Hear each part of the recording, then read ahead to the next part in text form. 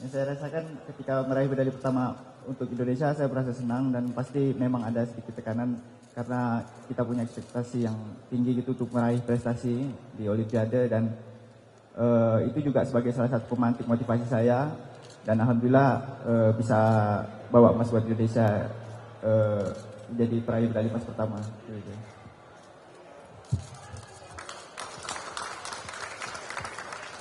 Selamat malam, saya Majid dari Tribun News. Buat Rizky, pertama bisa diceritain nggak? Ini kan cabur angkat besi ini jadi sejarah ya, dapat emas. Ketika melakukan di sana itu apa yang bisa Rizky ceritain gitu kita bagaimana akhirnya bisa mendapat emas. Kemudian yang kedua, Pak Erik, izin Pak datang sebagai IOC member, Menteri BUMN juga Pak, bagaimana melihat atlet-atlet kita bisa berprestasi dan mengukir sejarah. Satu lagi Pak, kalau boleh buat Pak Menpora Dito, Pak, ini 2 cabur angkat besi dan panjat tebing jadi cabur yang sejarah buat Indonesia. Kedepannya bagaimana untuk menjaga konsisten ini di Olimpiade Los Angeles? Terima kasih.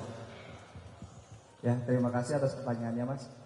Ya alhamdulillah medali pertama emas ini buat angkat besi saya persembahkan buat Indonesia, tentunya angkat besi, PBPABSI semuanya. Saya juga sangat tidak menyangka karena saya bisa mencetak sejarah baru ya buat angkat besi yang setelah beberapa tahun baru bisa menyumbangkan medali emas. Dan ini terutamanya perjalanan saya dan awal saya untuk mendapatkan medali emas dan kedepannya insya Allah saya akan pertahankan medali emas ini buat angkat besi dan Indonesia.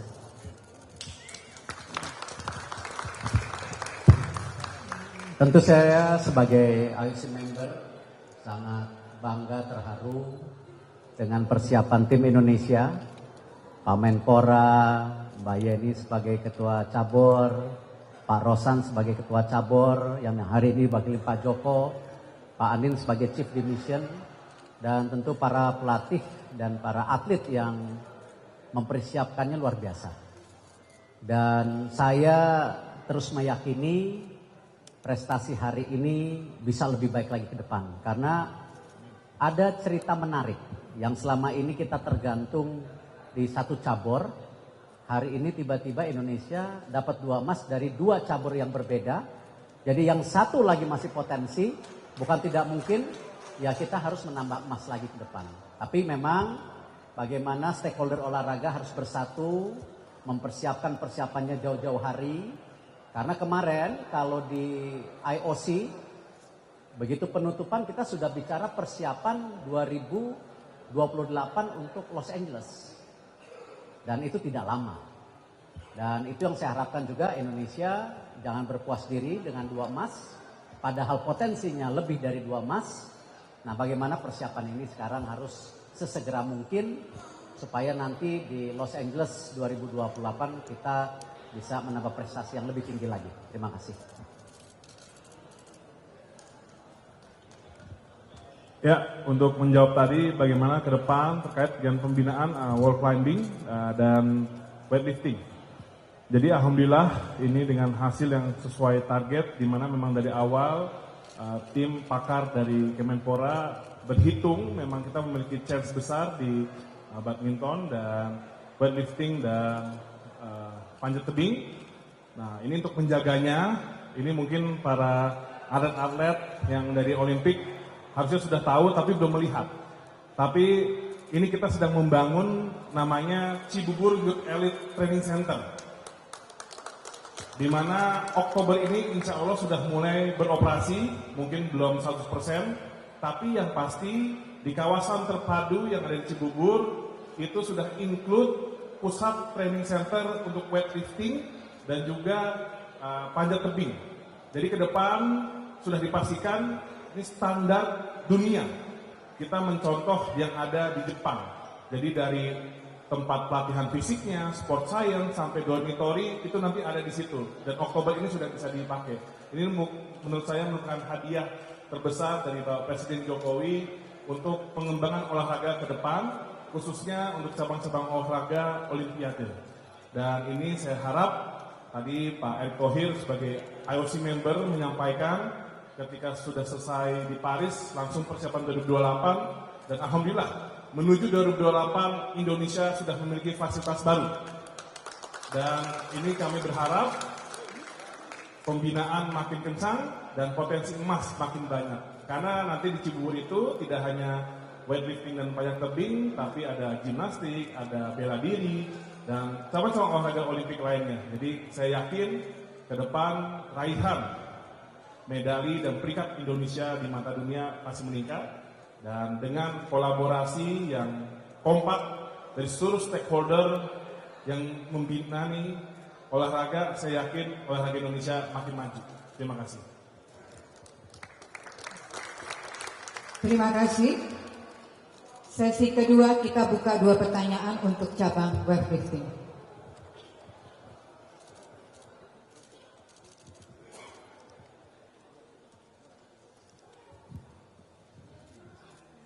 Cek untuk Rizky dan juga Fredrik. Untuk bonus nanti kemarin kan dapat 5 miliar ya, kalau yang sebelumnya. Kalau nanti rencana lebih tuh, kira-kira akan digunakan untuk apa Pak? Kira-kira seperti itu. Dan targetnya kira-kira ingin membangun apa seperti itu. Kedua untuk Pak CDM, Pak izin kemarin menebarkan beberapa hari itu nggak dapat medali emas sejak akhirnya dapat medali emas. Kira-kira pertubaran ceritanya cukup sangat-sangat was-was. Terima kasih.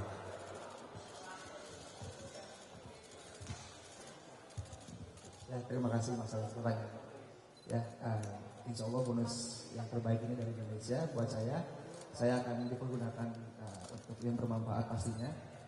Terutama saya ingin membangun dan merenovasi sasana saya di rumah yang memang saya terlahir dari situ.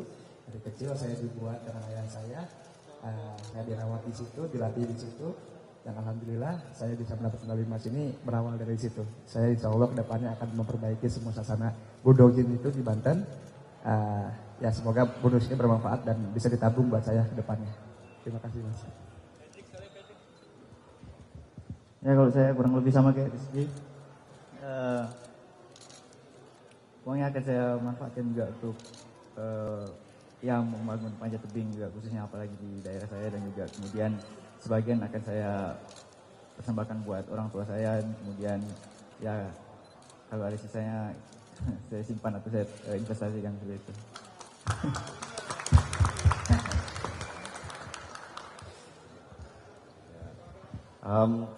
Ya memang menunggu dari 26 Juli sampai 8 Agustus itu rasanya lebih lama daripada 2,5 minggu.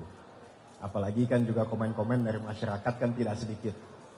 Tapi seperti Pak Jokowi sampaikan, ya tidak pernah berhenti kalau tujuannya untuk mengibarkan merah putih dan mengumandangkan Indonesia Raya. Dan selamat tentunya buat Fredrik dan Rizky. Dan mungkin yang ingin saya sampaikan sedikit bahwa memang saya belajar Olimpiade ini adalah olahraga bergu. Jadi kerjasama yang kuat dengan IOC, Kemenpora, NOC, KONI, Ketua Cabur, dalam hal ini ada Mbak Yeni, Pak Rosan, itu luar biasa. Dan saya juga melihat bahwa mimpi besar kita untuk menjadi, kalau saya bilangnya G20-nya olahraga, saya rasa insya Allah bisa tercapai, apalagi dengan fasilitas yang disiapkan oleh Menpora. Jadi deg-degan, tapi ya jangan pernah berhenti percaya dan berdoa, apalagi melihat orang tua dan juga keluarga dari para atlet juga mendoakan baik di sana maupun di tanah air. Terima kasih. Mungkin saya mau menambahkan terkait dengan bonus. Tadi kebetulan ada pertanyaan. Ini tadi Bapak Presiden sudah mengumumkan tadi kebetulan bersama saya di sore-sore di IKN yang untuk emas mendapatkan 6 miliar. 6 miliar. Dan juga untuk perunggu mendapatkan 2,750 miliar. Ini saya biar nggak salah. Dan juga untuk sorry. Itu ternyata 2,750 pelatih emas. Mohon maaf. Untuk perunggu 1,650 miliar. Insya Allah nanti kita tambahkan lah. Biar udah salah sebut soalnya sih. Dari BUMN tambahin ya. Iya, pelatih emas 2,750. Pelatih perunggu 675. Itu bonus dari Bapak Presiden. Dan untuk seluruh atlet dan pelatih yang tidak menerima medali, ini dalam bentuk apresiasi dan bentuk komitmen pemerintah dalam Olimpiade, kami kasih bonus juga. Bonusnya segera diumumkan. Tapi bonusnya ya pasti untuk jalan-jalan berlebihan. Akan kita berikan. Ini bentuk apresiasi. Terima kasih.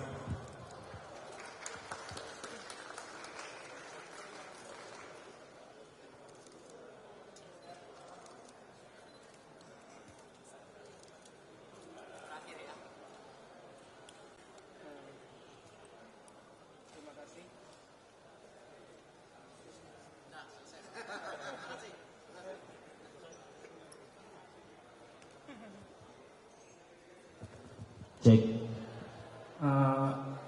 Terima kasih. Pertanyaan buat mungkin atlet-atlet yang lain seperti Desak dan Rajia, juga pelatih Basir. Medali emas prestasi itu menular. Kalau bagaimana pendapat teman-teman tentang prestasi di Olimpiade berikutnya? Terus untuk coach angkat besi, apa coach setelah medali emas, akhirnya angkat besi emas, yang perlu ditingkatkan dari angkat besi agar terus berprestasi, coach? Dan ketiga buat Pak Menpora, kalau sebelumnya di Olimpiade itu Owi Butet sempat diarak, apakah akan ada arak-arakan untuk medali emas ini?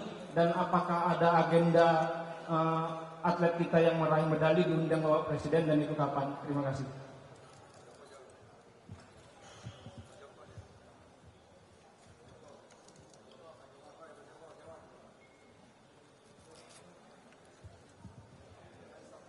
Terima kasih. Assalamualaikum warahmatullahi wabarakatuh. Yang pertama, apakah mereka masih muda? Rizky 21, kamu 22. Mereka untuk 4 tahun yang lagi mereka masih sangat mampu. Tinggal induk organisasinya, peliharilah mereka dengan benar. Ya. Yang kedua, supaya jangan ketinggalan sepur, maka terus siapkan kaderisasi. Ya, tidak hanya 2 cabang ini, tapi cabang-cabang yang lain, mohon semuanya ikut. 270 juta rakyat Indonesia, hanya 2 emas. Saya kira Bapak Menteri sudah mikir sampai botak, mikirkan bagaimana. Saya yakin 2028 kita akan lebih banyak lagi, insya Allah.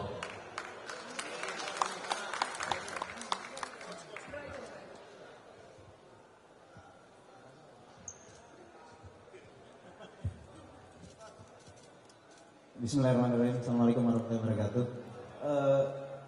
Ya, barusan saya tidak ada pertanyaan khusus ke saya, tapi saya dikasih kesempatan untuk ngomong. Pertama-tama saya lebih membahas kepada prosesnya dari hulu sampai hilir, mengutip pembicaraan Pak Anin beberapa waktu lalu, bahwa memang proses prestasi ini tidak seperti semudah membalikan telapak tangan gitu. Jadi memang ada proses panjang, khususnya kami di Panjat Tebing, kami mulai berproses dari 2020 sampai sekarang, dan benar-benar kolaborasi dari Kemenpora dan Federasi Panjat Tebing Indonesia itu sangat kompak.